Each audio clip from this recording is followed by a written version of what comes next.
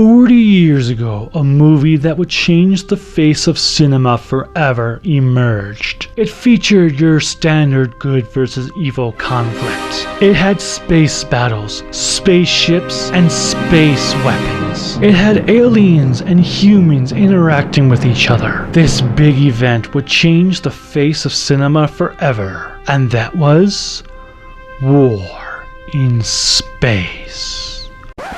Hey, I think that there's something wrong here in the script.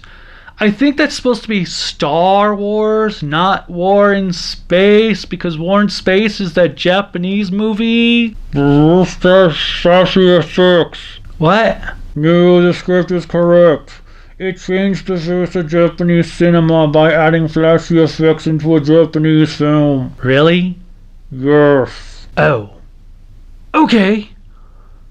And that film was War in Space.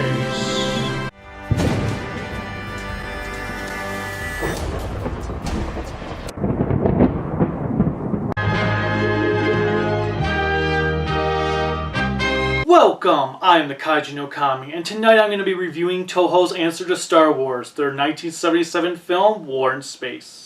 As I said, War in Space was Toho's answer to Star Wars, and they rushed the movie into production during the summer of '77. Filming began in October, and it was released on December 17th. In addition, it was decided to reuse some stock footage from Toho's previous works in order to cut down on the time necessary to film certain scenes. Jun Fukuda helmed this project while Teruyoshi Nakano was in charge of its special effects, creating the first flashiest Japanese film. However, being flashy doesn't always mean good. Is War in Space more of style over substance, or is there actually some substance to be had here? Well, let's take a look and find out. Our movie kicks off with an alien spaceship launching a bunch of round tiny ships that head towards Earth.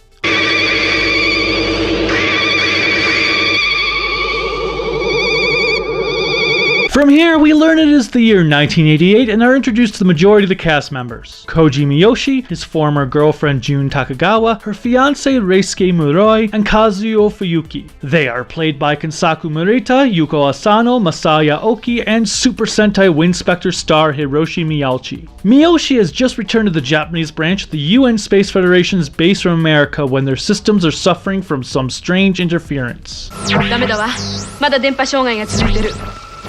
It is discovered by an orbiting space station that the interference is coming from Venus. So naturally, this means it has to be destroyed.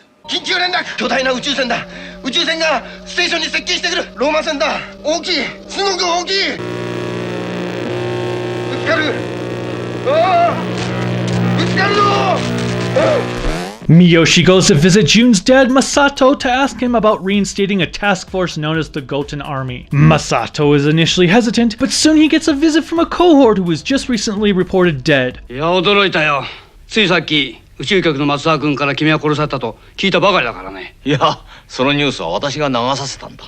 is then revealed that the man is an alien in disguise.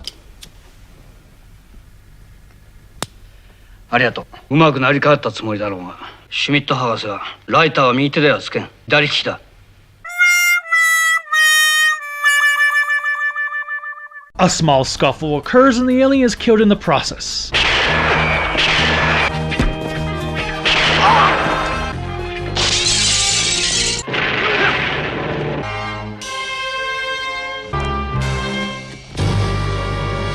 This encourages Masato to reconsider his decision and the Goten Army is called into action, while the final preparations are made on their spaceship. While this happens, the aliens attack various cities across the Earth. Hey, wait a minute, I just thought about something. The UFOs look like balls, and they came from outer space. You know what that means, don't ya? Oh shit. There goes the planet. We're the space balls! Watch out! We're the space balls! We're the masters of space! Dude, don't mess around. With the space balls! The aliens infiltrate Goten, but their plans are quickly put to an end.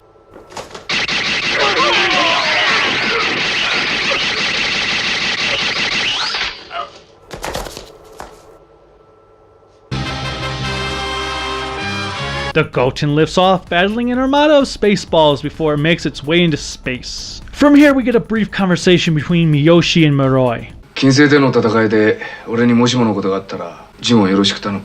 だが生き残れるとは限らん。その時はジュンをよろしく頼むぞ。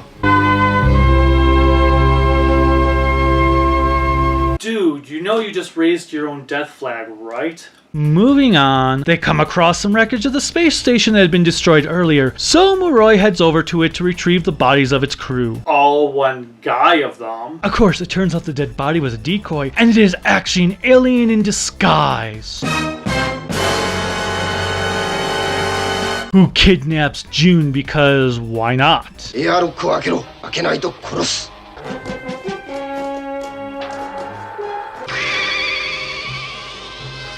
After all, what would a science fiction movie be without the main female lead getting kidnapped? The Goten pursues the ship when they receive a strange transmission. Sir, it appears as if we have intercepted a Venus porn channel. Oh my god, these aliens are a furry cult.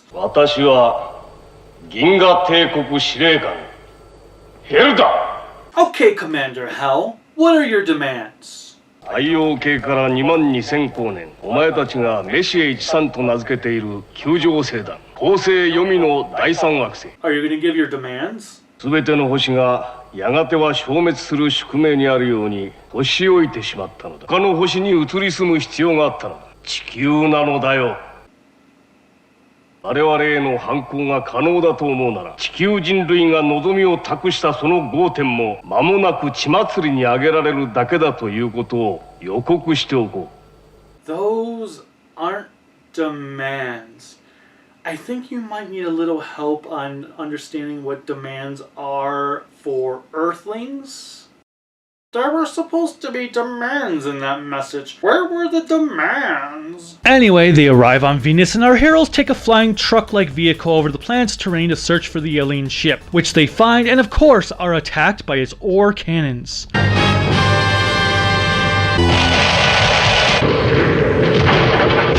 They return to the Goten to report. あの口が何かだ。ある種のエアダクトだと思います。まあ、あの口から潜入するしか他ないでしょうね。Mutoroi and a few others take off in some airplane-like vehicles to attack the alien ship, while Miyoshi, Fuyuki, and 2 others sneak aboard the enemy stronghold.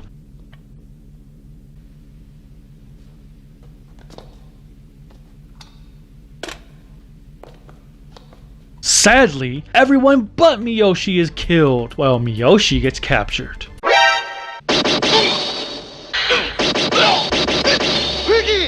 Okay, 2 problems here. First, take a look at how they react to their comrades dying.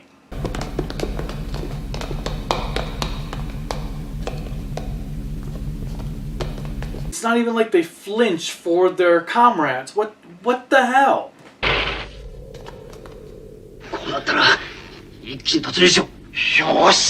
Secondly, can we have the biggest James Bond cliche ever? Hey, idea. Kill him now while you have him surrounded. Kill her now while you have her surrounded.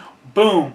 Done. There you go. You have succeeded in your plot. Now you can destroy the Goten and conquer Earth. Whoa.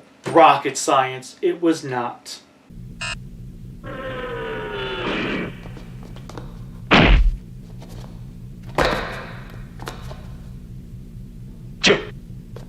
But nope. Nope, can't have that. Gotta have your plans ruined by an escaped prisoner. Villains are stupid sometimes. I mean really, really stupid. Yeah, well, you know, that's just like, your opinion, man. Jun and Miyoshi break out of prison, only to be confronted by the Axe King. Get it? Axe King?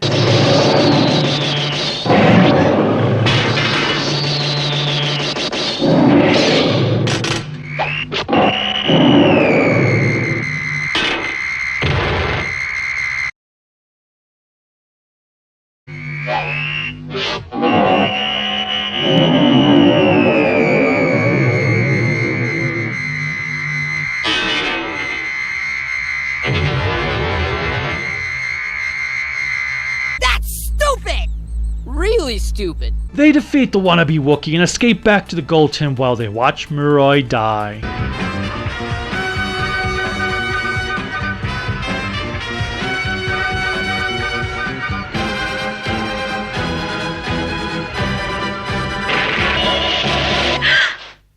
Oh no, I didn't see that coming. Nope, not at all. We get a really nice battle between the Goten and alien ship, which does give this Borefest a nice payoff so that sitting through it was worth it, compared to another movie I reviewed several months ago.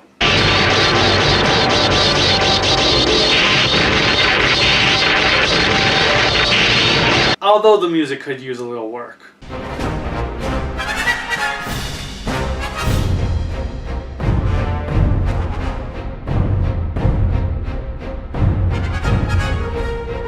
Afterwards, the Goten is shot down, so Jun's father decides to sacrifice himself.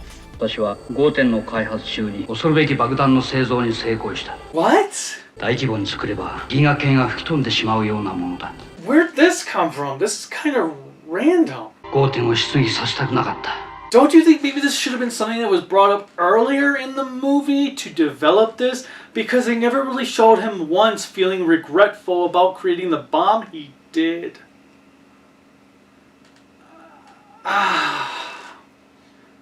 Okay, whatever. Let's just move on.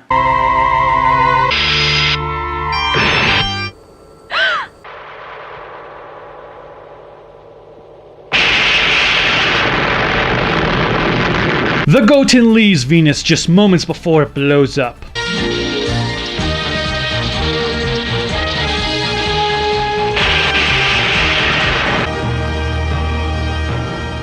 Congratulations? I mean, you just pretty much disrupted the entire solar system, probably dooming the Earth in the process, but bravo. Bravo. At least this movie's over. Overall, I was not impressed with this movie one bit. It feels as rushed as it was. Nakano's effect work for the final showdown is the best scene of the feature and is ultimately its saving grace. The characters are quite flat, and the love triangle plot that occurs doesn't even seem genuine. Miyoshi and Jun were in love with each other. Miyoshi left for America, so Muroi took advantage of Jun's feelings to manipulate her into loving him. At least, this is what the movie is telling me happened, even if it doesn't outright state it. As such, am I supposed to care that a creep like Muroi dies? Am I supposed to care about Jun considering how easily she was played? Miyoshi is also devoid of any sort of emotions that make it hard for me to root for him either. The only actor who feels like he is trying is Miyauchi, but his role is so minute that his talents were wasted. There is another guy who appears that they make a big deal out of, the Hayden Christensen predecessor, Jimmy. Jimmy arrives at the Goten from New York City, learns that his family was killed after his departure, and gives us one of the most forged crying scenes I have ever seen in these movies. I expect crying scenes like this from children, not adults.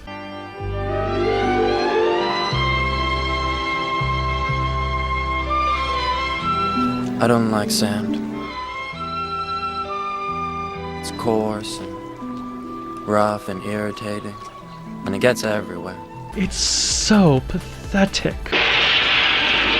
Jimmy! It's not fair. Oh, and Jun's father is pretty one-dimensional. His daughter gets kidnapped and this is his reaction. 目的は13のライチです。5点を止めろと言ってます。5点を止めろと言ってます。 And again, the fact that they never actually developed him being upset for creating a bomb that is just mentioned at the last minute doesn't really help things either. Thankfully, the designs of our ship are pretty badass. The Goten has an interesting concept with sides that look like the revolver wheels on a Magnum. What makes it even more unique is not only is it used to shoot lasers, but that is also where the planes are dispatched. If you think you've seen this design before, you have, as it was used in Atragon and Godzilla Final Wars. It's not 100% accurate to those, but it is close enough. Now, the alien ship looks outstanding. I love the ore guns it has, and the overall look appears to be something an ancient civilization would use. The other vehicles, like the spaceballs, the planes, including the explosions and other effects work, are all fine, no complaints there.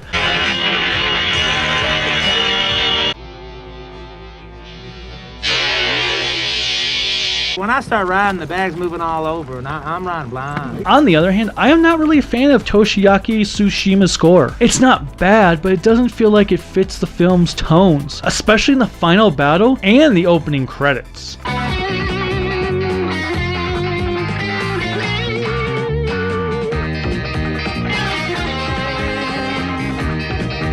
I really feel like a Fukabe or Sato would have been far more beneficial than Tsushima. War in Space was Toho's final kaiju film for the 70s, and it goes out on a whimper rather than a bang.